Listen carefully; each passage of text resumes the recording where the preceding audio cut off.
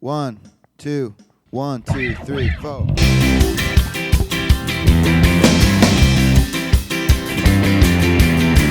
Hey folks, it's Sam Jacobs. Welcome to the Sales Hacker Podcast. Today we've got a great show. We've got Kevin Egan, the Vice President of North American Sales at Slack.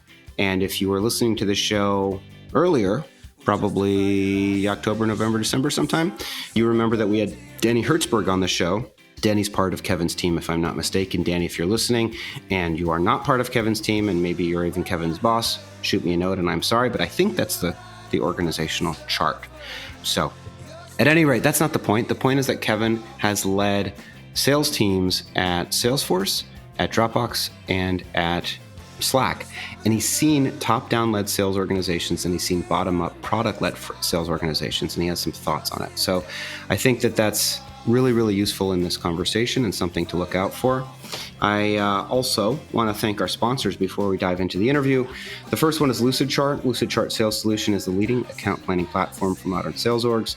With Lucidchart, you can visually map out key contacts and crucial account data to uncover critical insights that will allow you to close bigger deals faster. Go to lucidchart.com/sales for more information. Our second sponsor is Outreach, of course, the leading sales engagement platform. Outreach supports sales reps by enabling them to humanize communications at scale, from automating the soul-sucking manual work that eats up selling time to providing action-oriented tips on what communications are working best. Outreach has your back. At breakfast this morning, Leo Channing was asking me, it was a revenue collective breakfast, but he was saying, what's the music in the Sales Hacker podcast? And is that you singing? And the answer is yes. So if anybody's out there and has been listening and is wondering what the music is, both for Friday Fundamentals and for this show, it's from a band that I was in. I really don't know why we named it this, but we named it Lipstick, Lipstik, no C. I regret it deeply, the name. But the music's actually pretty good. It's on Spotify. The album's called Everything is Good. And so that's the answer to that question if anybody had it. Of course, it's also self-aggrandizing and self-promotional, which is something that hopefully you'll forgive me for. Now, without further ado, let us listen to the interview with Kevin Egan. Hey everybody, it's Sam Jacobs. Welcome back to the Sales Hacker Podcast. Today, we're honored and excited to have Kevin Egan on the show. Let me tell you about Kevin before we dive into the interview. Kevin serves as Vice President of North American Sales for Slack. That's a company that I think we all know about. Prior to Slack, Kevin spent 4 years as VP of Sales at Dropbox, where he helped build the outbound sales team covering SMB through large enterprise. Prior to that, Kevin spent 10 years at Salesforce, where he moved from an AE role to various senior sales management operations and recruiting roles. He's a recognized speaker on the topic of new selling models within the SaaS space, which is what we'll be talking about, and acquiring top talent to make it happen. He went to Holy Cross. He's a father of 2. Kevin, welcome to the show. Thanks so much. Great to be here, Sam. We're excited to have you. So we start with your baseball card. We want to learn a little bit more about you and contextualize your expertise. So we know your name. Your title is VP North America Sales. I think most people in the world know what Slack is at this point, but let's give you the opportunity to tell us what you think Slack does. Well, Slack is a work platform that allows people to work more efficiently, connect with employees, and connect with their data and applications more efficiently. The benefit, what we're seeing, is higher employee engagement and faster time to market for products, and just the ability for employees to tap into collective intelligence across their company as they use Slack more and more day in, day out. Awesome. And by the way, the business that I run besides running this podcast, Slack is a core part of what we do. It's a global community of sales executives, and they're answering and asking questions all day on Slack. So thanks for building it. Thanks for having me. I wish I could say I built it. That's all we can. And so, we could go to the, I guess we could, I don't know if have you all filed your first quarterly earnings report? Yesterday was our first quarterly earnings report. We put guidance out there around revenues. So I'll let people look that up, but it's in the neighborhood about $600 million for the year ahead. Oh, that's fantastic. Awesome. And then your team, how big is your team? Currently in North America sales, that includes account executives, BDRs, SDRs, and managers. We're at about 140 people. Awesome. And then you've been doing this a long time. So I guess, first of all, I just read off a bunch of companies, all of whom are public, all of whom are household names: Slack, Dropbox, Salesforce. Let's go back a little bit to the beginning. How'd you get into sales? And walk us through a little bit about your career milestones, because it's always interesting for listeners to understand, if I want to be a VP of North America for a company that's going to do $600 million, where do I start and how do I think about putting the pieces together for my career? Great. I think, my start was an interesting one. I had the benefit of starting at Oracle. I moved out to California right after I graduated college. I started in a contract role in the IT help desk servicing internal employees at Oracle. At that point, the company was about 10 to 15,000 employees. So it was a big help desk, and the year was 1996. So the real benefit there was that's when corporate basically the internet was really entering into corporations. Email was becoming a prevalent communication tool, and I got to work on basically helping people reconnect to networks, understand where they were dropping network connections, help them getting in and out of applications. And in that time, I learned Unix and I learned database administration. So from there, after about a year and a half on inside support, I was then able to move into the inside sales organization as a sales engineer or sales consultant, depending upon, different companies have different names, basically pre-sales engineering. So that was a great opportunity. I was there for about 4 years where I helped the inside sales team, what was called DMD at the time, as a sales engineer, and then ultimately moving into field sales engineering and supporting about 8 field sales reps at Oracle. Wow. And, there's the word is tossed around. We're actually going to do a few episodes on sales engineering. Yep. But, when you hear that title, is there a specific definition for what a sales engineer is and does? I think the core role of a solutions engineer, sales engineer, is around solution mapping. Understand what the technical and business requirements are of a customer and mapping the technical or the product solution to that. So mapping basically needs to product. And obviously demonstrating that and providing credibility around the solution in terms of how it would solve the problem. When you were a sales engineer at Oracle, did you know that, was it just very clear to you that you wanted to pursue both a career in sales as an individual contributor, but also, a sales leadership career? No, not at that time. I did know that I loved working in kind of innovative environments, and I loved the concept of business to business conversations and Oracle as a platform to help businesses run more efficiently and cost effectively. So how did you figure it out? I think you get to work with a great group of people. I figured out that I did like the studying part and learning more and more about products.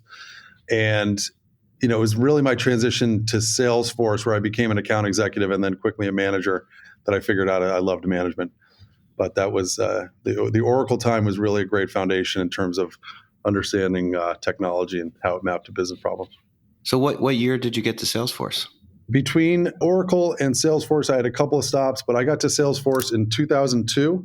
Oh, wow. There was about 110 employees there, and I started under Rob Acker in what we called the small and medium-sized business team. It was about 11 reps at the time. Now it's hundreds or thousands of reps. But so I joined in 2002 here in San Francisco. Wow. So you went to, 2002 was probably an amazing time to be at Salesforce. And then from there to Dropbox and now to Slack. First of all, what do you attribute the success to in terms of your ability to land at such great companies that had so much growth ahead of them? I think once you see, I think the chance to work at Oracle and see what a high quality organization looked like in the 90s really helped informed choosing Salesforce. And, Salesforce in 2002, it wasn't, totally obvious that it was going to be this big behemoth and successful company that it is today. I mean, it felt like it was scrappy at the time. We were kind of building it on our own, so to speak, in terms of sales playbooks and learning the motion of selling cloud computing. So it wasn't success that never felt imminent. It felt like you could make, month by month, things got a little bit better, a little bit easier, but you never felt like this thing was just going to be handed to you. So, and then if I look at kind of what I look for in companies, it comes down to what is the size of the market that they sell into, what is the quality of the product, and then what is the quality of the CEO. How do you evaluate the quality of the CEO? Largely through, I guess in all 3 cases, I did have a chance to interview with the CEO, so that was kind of unique. But how well are they conveying the message to the market in terms of what their solution is and how it will solve real business problems? how do they stay focused on the task at hand and not get distracted with some of the other, I don't know, I'm sure it's easy to get distracted as a CEO, but how do they demonstrate focus against the opportunity in front of them? And then how do they, or what as you're interviewing and working with various employees in your evaluation, what does the alignment in messaging look like? Are the employees aligned against the opportunity ahead? And so that's because that's obviously one of the key elements of being a good CEO. Yeah, absolutely. How big was the team that you inherited at Dropbox when you got there? We had the team I inherited was about 15 people or so, and we grew that to about 100 people overall. Wow. Yeah, and that was so it was early days at Dropbox. I mean, we had about 100 million people had signed up for the business for Dropbox individual, the consumer product. The business product hadn't really been launched. I joined in January, and the business product was launched officially in April. So it was a great opportunity to get in at the kind of ground floor and help understand where, in a freemium model like that, or the consumerization of IT happening, like how do you take a product like that and bring it into the enterprise? How far can you go and to what extent? So walk us through that, because it sounds like you're doing probably something similar at Slack. What's your perspective on how to do that, on how to take a freemium model, how to move into the enterprise, how you align with the product roadmap? Walk us through some of your key principles. Sure. I think the key principle is that what changed between Salesforce and Dropbox is obviously Dropbox is a 100% kind of product and engineering led company. They build a great consumer product. They innovated on a model through virality and the referral program. And that virality, as I mentioned, there was 100 million people using Dropbox, and a good portion of those were using them with their corporate email domain. So what we would do is we would look at the standard play is where's the usage and activity are the strongest signal for value, right? And if we saw that some company had a lot of users and was growing that user base over time and had a lot of activity in terms of sharing documents and so forth, that was our strongest signal to go approach them. Oftentimes, these folks are interested in taking it to the next level, but they don't really know how. They don't. Oftentimes, the people who are using that service haven't purchased software in the past. They don't know how pricing, how legal, and how the company actually procures software. They don't know how to build a business case to go to their boss and say, here's why I think we should move forward with Dropbox. So first you'd find where the usage is, and then you'd try to build a relationship there and arm them with the business value and help get them through moving just from the consumer product, which was kind of used in a rogue way, into the business product, which had more of the security features that was sanctioned by IT security and kept their company more safe. Were there methodologies that you employed? It sounds, I don't know if you've read The Challenger Customer, but there's this concept of mobilizers right now in the enterprise. It takes, some people estimate 11, it's probably 20 or 30 sometimes, people to make a purchasing decision. And I would imagine that some of the corporate users that you were encountering at Dropbox and probably at Slack were not effectively what we would normally consider decision makers. So did you incorporate some kind of process or methodology? Did you use anything like Medic in terms of the playbook to operationalize your ability to get through and make a sale? Yeah, well, every company should have their kind of key metrics on what signifies kind of what we'd call a warm lead. In Facebook terms, that was, they stumbled upon the idea that I think it was if somebody added 7 friends in 10 days, that made them a highly engaged user. So we had a usage statistic that told us that these people were highly engaged, and we aimed for at least 5 to basically build 5 champions within any account before approaching more centralized IT or procurement with a proposal. Getting those, at that point, it was early days. It was like what 5 people would come to the table for us and say good things, and then help us navigate internally, and then in turn we would help them, with getting through the process. How aligned were you, or I imagine closely with product, and I guess what's your philosophy on if you see a group of people doing some activity with high frequency and high volume, is your instinct to put gates around that activity from a product perspective to force them to upgrade? Or do you have an approach of let them do their thing and then we'll build new products and services on top of whatever their core activity is? Yeah, I think it's the latter. You don't want to get into a place where any humans or salespeople are putting in gates anywhere. I think Drew Houston and Stuart Butterfield would cringe at that idea. The product itself is the driver, and that's what's kind of new about the this kind of new world of selling is especially in collaboration, with collaboration tools like Dropbox and Slack. There's no concept of a tops down sales model or sales motion. It's always has to be bottoms up, because if you don't have that usage, if end users aren't gravitating to your service on their own and self-selecting into that service and seeing value, then pushing something tops down is going to be extremely difficult. So you wanted to drive virality. You wanted to drive, and in some ways, the sales rep's job was education and facilitating training sessions, more materials, and driving clarity on what the benefits of the service are. So it was mainly the product that was driving virality, but sometimes a salesperson can certainly help with making it super clear on business value. So But definitely no case. Exactly to your point, that was sort of my next question. What is the role of sales in this construct?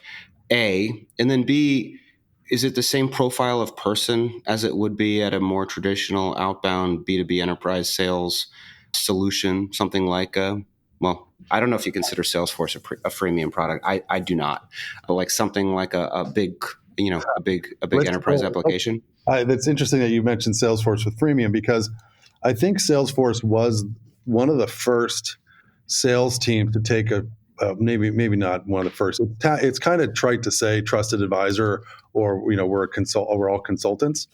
But one thing that should be noted is that Salesforce, and Benioff, to his credit, you may not call them freemium, but Mark was the first person to put his product out there for free for 30 days.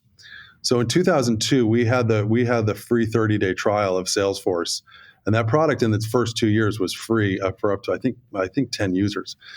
So what we would do at Salesforce, and this translated beyond into Dropbox and Slack, was you would guide people through pilots and success criteria for proving out how the product would add business value. Salesforce, you would do a free 30-day trial, and instead of presenting with a PowerPoint slide and so forth. I mean, PowerPoint was always part of it, is part of every sales motion. But for the most part, you're trying to get in the app with the customer to help them customize the application, create custom fields, float those custom fields up into custom reports and dashboards, add more users to the pilot and the platform, get more people's fingertips and, using, in the, touching the product and in the product, so that you could show teams working together and ultimately getting more done more quickly. And that idea of teams getting more done more quickly, that's the same concept that we're talking about today at Slack, which is, how do we drive efficiency among the myriad of ways different people are working.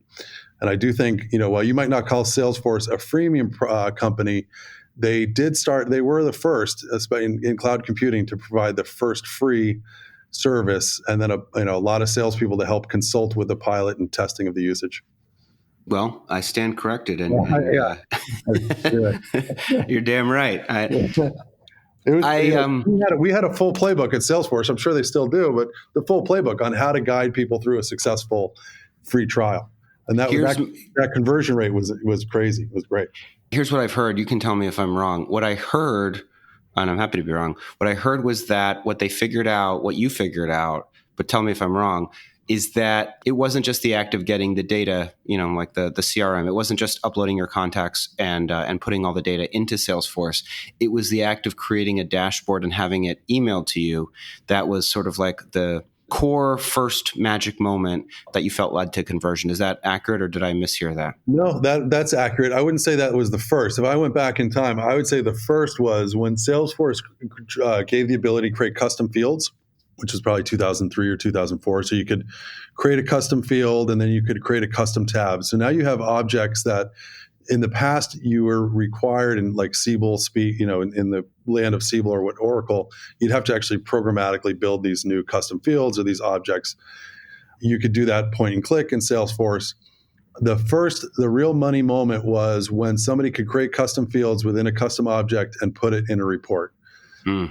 And then the next step, to your point, once then dashboards came along, reports got a better user interface, and then you could email those dashboards at whatever intervals. But the early days was like, wow, I can actually customize this off-the-shelf CRM application without, in WYSIWYG, without any code, and I can report on it within 2 to 3 minutes. That was, I mean, that seems commonplace, but to your point, back in 2002 and 2003, that was a massive game changer. Right. So the sales rep's role in that is and that's a meaningful conversation, because now you're talking about, okay, well, what is important to your business to measure, and what are the pick lists, or what are the values that you want that are important to you? And now suddenly you're talking more about business process, business metrics than you are feature function on a product. Yeah. I would consider, but you, again, tell me if you disagree, I would consider Benioff to be a sales and marketing led founder.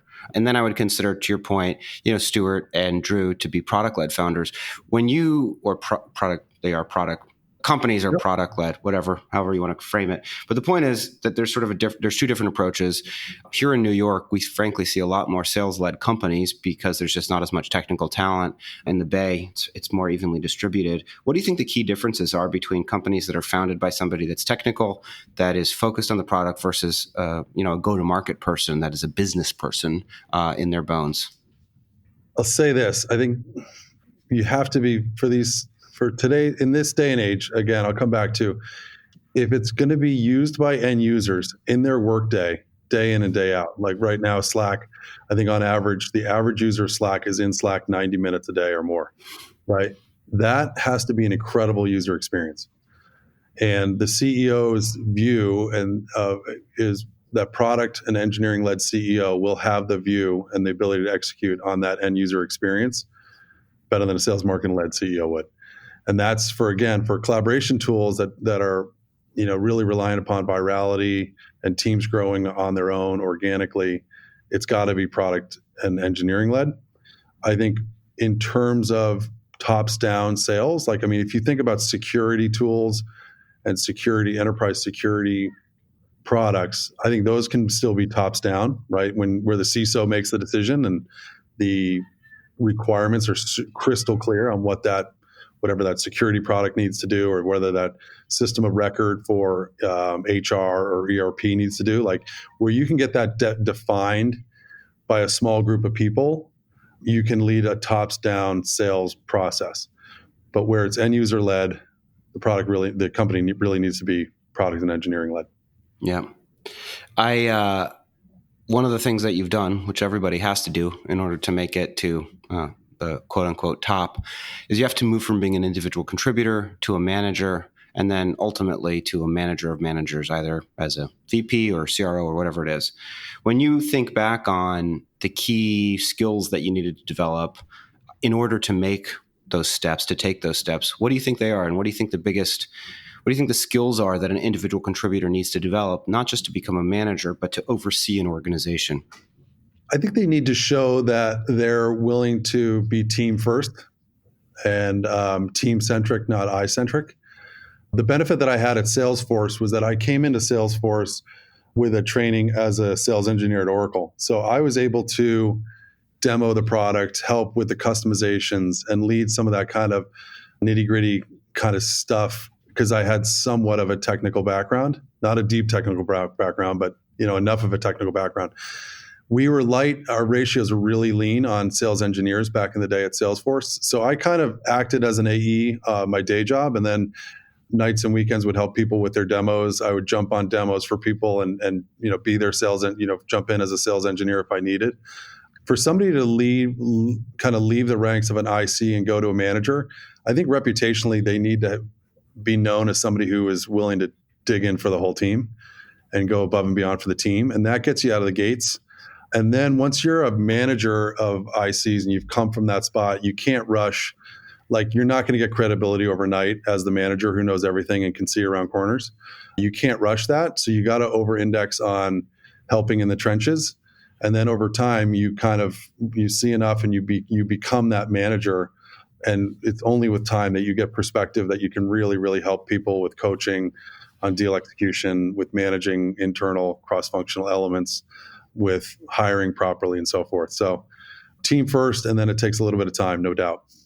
When you from Dropbox grew to, a large team, and then I would imagine Slack was probably, given that you were so early at Salesforce and fairly early at Dropbox, Slack was probably, besides Oracle, one of the larger organizations when you stepped in. Is that accurate? Let's see. Dropbox was about 240 people when I joined, and Slack was probably 600 or 700 people when I joined. Yeah. So when you inherit a team and you're the new leader, they sort of tell everybody, maybe on Slack or in email, God forbid, hey, we just hired Kevin Egan. He built these amazing teams at Dropbox. So you're the new person. You're inheriting a bunch of talent. Do you have sort of a standard 30, 60, 90 playbook that you use as a new executive to get going? I won't go through each element, but there's some kind of key themes that I would try to, impart, which is one is, listening a hell of a lot more than you're talking, especially in the early days. Nobody wants to hear you talk if you haven't been at the company long enough. And then I think people, when they see a new manager come on board, what they're looking for is, number one, selfishly speaking, how is this person going to help me? So it kind of comes back to that. I think beyond that, they're looking for, is this a kind of a organizational leader who's going to lead from org charts and dashboards? Or is this a leader who's going to get on the plane with me, roll up their sleeves, and help me get my deals done? And I think the strongest ones do both. And I think the best place to start is rolling up your sleeves and helping people bring in customers and make customers successful. And if you show them that you're willing to, to grind it out and do the travel on Sundays and do the trips that that you're not particularly excited about, and take the hard calls with customers to help them make them successful, and you focus your time kind of in the trenches, so to speak, in the early 30, 60, 90 days, then that affords you, one is it builds a lot of goodwill, and then it affords you the ability to kind of, when you do need to back up and run a little bit more from a kind of higher altitude in terms of org structures, metrics, operations, the business better, and you've got the buy-in of your team. How did you learn? But I think maybe the answer is you worked at Salesforce, and maybe Oracle. But how did you learn what metrics to focus on? Because I think you do need both. To your point, you have to be able to get in there and roll up your sleeves and help people close deals, but you also need to have a perspective on how to drive the business. How did you learn that? It was being at Salesforce. I think it was having to speak to, the beauty of Salesforce is you had to talk about CRM, you had to talk about pipeline management, you had to talk about, different flavors of activity management and what kind of worked for different types of companies. You had to talk about marketing effectiveness and so forth. So that foundation at Salesforce was very helpful. And then at the end of the day, I did have the chance to work for Hillary Coppola for 2 years in an operations role, where that was back office. Really, I didn't own the spreadsheet, so to speak, but I really did help work on a lot of the key criteria around headcount growth, where the headcount was going to go, and what we expected in terms of productivity. So it all comes out, it all comes down to what is rep productivity at the end of the day. Like, that's the number one metric. To me, that's the output, that is what are reps producing on average by segment, by geo. And then from there, you back into what are the inputs. So rep productivity is the key output, and then what are the key inputs, right? What does the pipeline need to look like in terms of coverage? Where does the pipeline come from? It needs to come from marketing. It needs to come from partners. It needs to come from the AEs themselves. And then it needs to come from BDRs. So what are, in Salesforce speak, we call that the 4 horsemen. And that was, marketing, sales, BDR, and AE. And when those, to what extent do we expect contribution from each of those? When we did get that contribution, what did it roll up in terms of pipeline coverage? Awesome. And I say awesome in the sense that you probably know this, but so many companies, they view the hiring of the rep as the input and the output. So the revenue model is how many people do we hire? We're working on it, but it's not easy to pull together. It's a big cross-functional effort to really nail it and say, what are we expecting from marketing, sales, BD, or partnerships, and AEs and BDRs? Yeah, absolutely. When you think about one of the things that you speak about is sort of top talent, and how to make sure that as your job as VP of North America, as somebody that's running a super large P&L, your job, one of the fundamental roles of it is to recruit, is to make Slack a place where great people want to work. How do you do that? You have to, we were lucky. I came in and there was an amazing foundation of people here. Bob Frowdy was already here. AJ Tennant was here and had hired some amazing people. So foundationally, you had people that I think more and more we have to keep an eye on, like, who are the people that want to build and be part of a company where their career is, propelled over the course of 5 to 7 years, 5, 7, 10 years, take your pick, versus, who are the reps that are just coin operated and want to maximize a W-2 for a year or two. The people that want to build operate a little bit differently than the coin operated. And the builders are far more into sharing content, building content, jumping into workshops to help, basically uncover or surface things that are working, get around things that aren't working, and so forth. So it's that our conversations are constantly around: are they a builder or are they coin operated? Do you Not that coin operated is bad, but it's just not the right place for folks and startups for the most part. Do you have a testing framework? Do you have interview questions? How do you figure out who's a builder versus coin operated? What are some things that you might ask them? For that one specifically, you're asking about, and I think LinkedIn does a good job of this. For the coin operated, well, for the builder, you're looking for, it's questions around leverage. What assets did they build that helped the rest of the team? That's a good question. One of my last questions, and by the way, thanks so much for being on the show, but these are just, things that are coming from my curiosity. There's a big debate. I don't know if it's a debate, but there's a dialogue at early stage companies about, to your point, not just pipeline coverage, but quota coverage. And how, somebody on the show, might have been Bill Binch from Pendo, who you may know, talked about metal to metal, meaning if the quotas at 100% attainment add up to the target, then that could be dangerous. At least it could be anxiety inducing. Yeah. Yeah. Go ahead. Sorry. I was going to say, how do you think about it, which we were about to share? I think the education, to Bill's point, metal on metal, I think that's a great way to put it. Most spreadsheets and most people in finance and planning, their models don't account for imperfections. And startup life is rife with imperfections. So people leave the company, marketing misses the mark on some of their spend. Startups typically hire enablement and training too late. All these things, all these imperfections come up along the way that oftentimes are not taken into account on the spreadsheet or in the model. So to Bill's point, I think most when sales works with finance in the planning stages, you need to account for some what we call oversign or some buffer to make sure that it's not metal to metal. Is there a percentage that you favor? 15%, 20%, like that makes you feel comfortable? Well, coming from a metal on metal environment that I'm in right now, I would I would like 20%. I think basically at the CRO level, 20% feels right, and then it just depends on how many reps and how you distribute that 20% down. Yeah, and would you change? I mean, you're in a public company. Your number probably can't change. But if a manager comes to you and says, my number was 500,000, but that was with 5 reps, but my last person just quit, can I lower the target? What would you say? It depends where you are in the year, and do we have historicals that tell us what productivity should look like? So I would say you are on the hook for whatever was lost with that person walking out the door. I would say that too.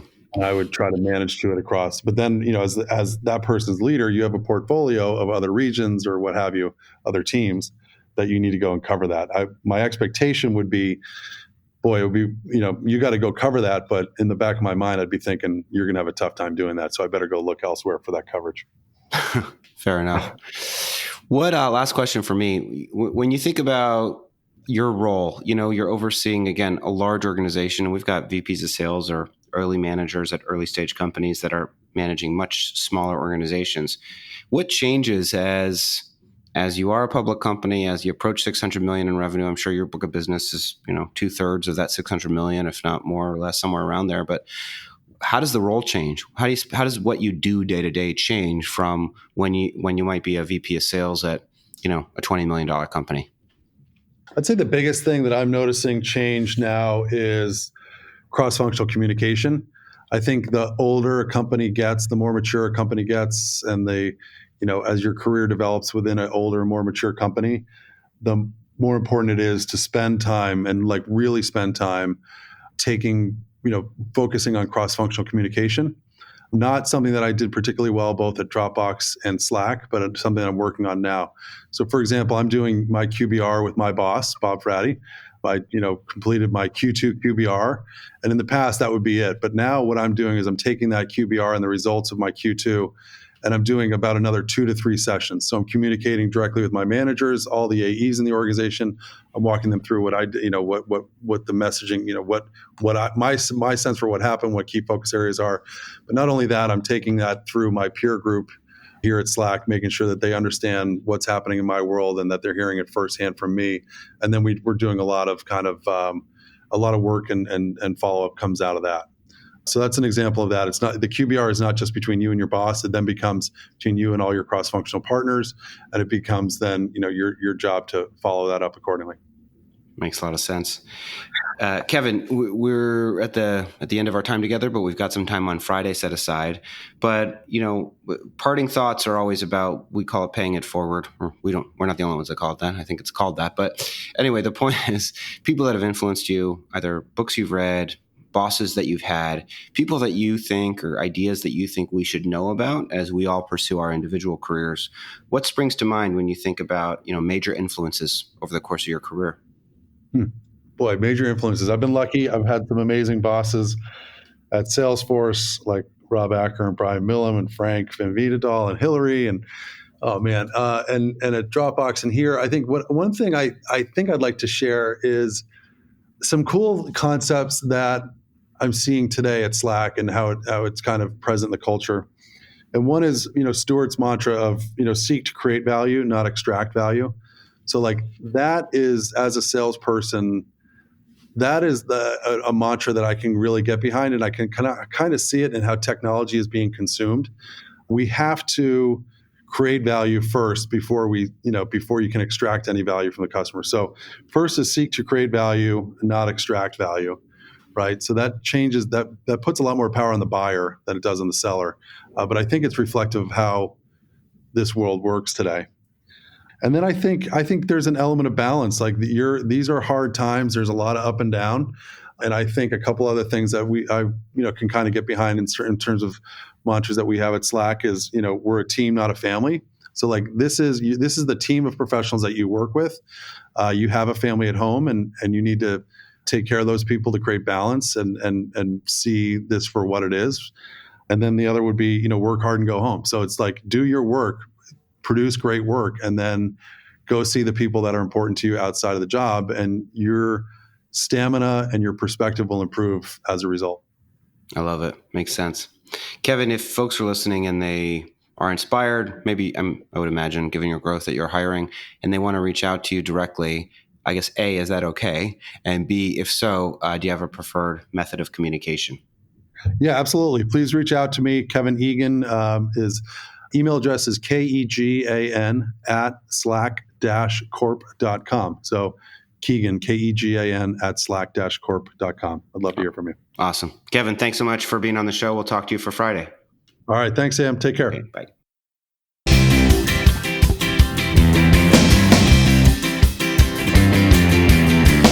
Hey everybody, it's Sam Jacobs. This is Sam's Corner, another great interview, this time with Kevin Egan, VP of North American Sales for Slack.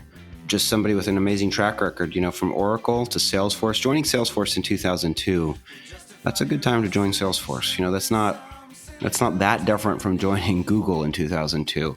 And, if you haven't read the book Behind the Cloud, which is the story of Mark Benioff, Salesforce really did invent this whole thing in many, many ways. Maybe not perfectly, but I think those lessons are really, really, it's just a massive business. And anytime you see Mark Benioff, tweeting about the ARR growth of Salesforce, you're always taken aback. So Kevin's experience there, starting off as a sales engineer, I think is really, really interesting. A bunch of other folks have started off as sales engineers on their path to becoming sales leaders. And I think that's interesting because what it means is if you're a sales engineer, you need to really understand the product in a way that's sometimes deeper than a traditional account executive. You need to have that technical knowledge and insight. And then if you worked at Salesforce, you have that knowledge of analytics and data. And really to be a high-level executive, you need two things in tandem. You need to be able to help your team close deals, but really it's about recruiting the people that help your team close deals in conjunction with understanding how to view and analyze the data that the business is producing. Kevin said something else that I just think is super important to really grab onto, which is something I talk about all the time. They have a productivity model, a rep productivity model, but rep productivity is the output, not the input. What do I mean? Hiring people does not generate revenue. Hiring salespeople does not generate revenue. Revenue comes from, as Kevin said, and I think I'm getting most of it right, marketing, right? The marketing contribution. Marketing contributes pipeline by generating leads, awareness, etc., and getting people to raise their hand so that they want to talk to the sales team. The BDR team or the SDR team, the demand generation engine, the people that are reaching out to prospects, they generate demand directly by reaching out people and getting meetings. The channel and the partners, those people generate demand as well by discussing your solution and making your solution their solution of choice when they recommend it to their customers. And then also the account executives. But all of those elements go into the pipeline model, and that pipeline model and the output of that, which is the money, the revenue, is the thing that is the output, it's not the input. So many people build their revenue model by just saying each rep that I hire is $2 million in business. If I hire 5 people, it'll be $10 million.